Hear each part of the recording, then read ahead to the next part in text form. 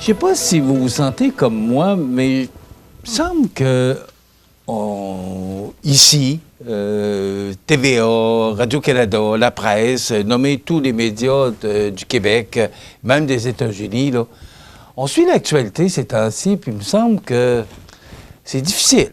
Tout ce qui se passe actuellement, entre autres avec les États-Unis, là, avec M. Biden et le débat de la semaine dernière là, avec M. Trump, les déficits, il me semble que tout accroche.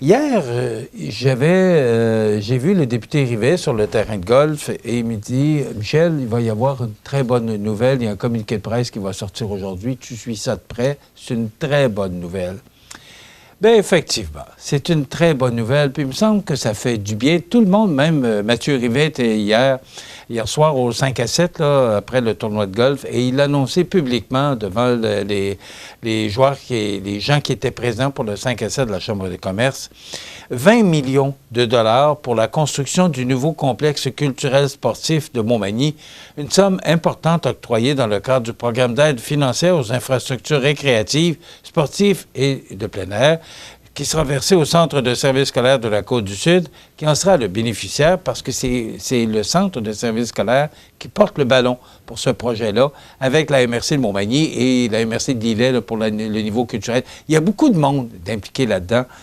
Mais tous ces gens-là, et je ne veux pas tous les nommer parce qu'il y en a probablement d'autres qui se sont impliqués dans la préparation de ce dossier-là. On sait les arts de la scène pour la rénovation de la salle Édouine Bélanger.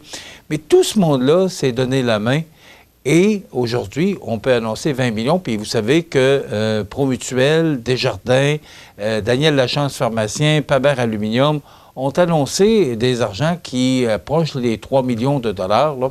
Donc, tout ça, ça veut dire qu'on a presque 25 millions de dollars actuellement sur un projet de 77 millions.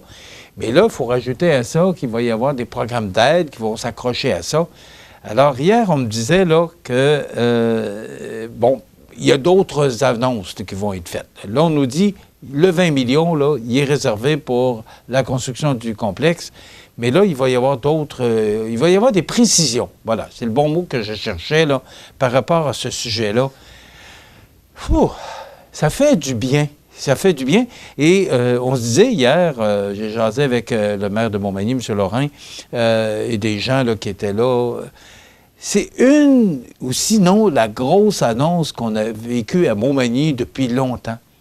Il me semble que ça fait du bien. Alors là, j'ai hâte de voir les autres annonces qui sont faites en ce sens. Et aussi, on annonçait qu'il va y avoir de nouveaux projets là, pour assurer la couverture du cellulaire dans la MRC de Lillet et la MRC de Montmagny.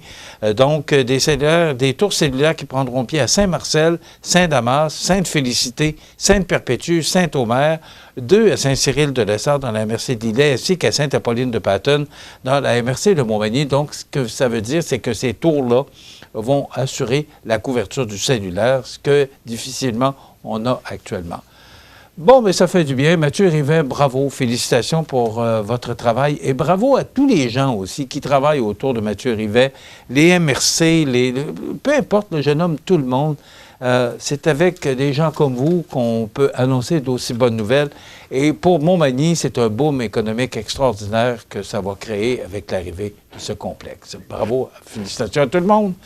Et bien voilà, ça complète notre émission pour aujourd'hui. Je vous donne rendez-vous demain pour une autre émission d'information sur la Côte-du-Sud. Passez une belle journée. Dans quelques instants, les avis de décès.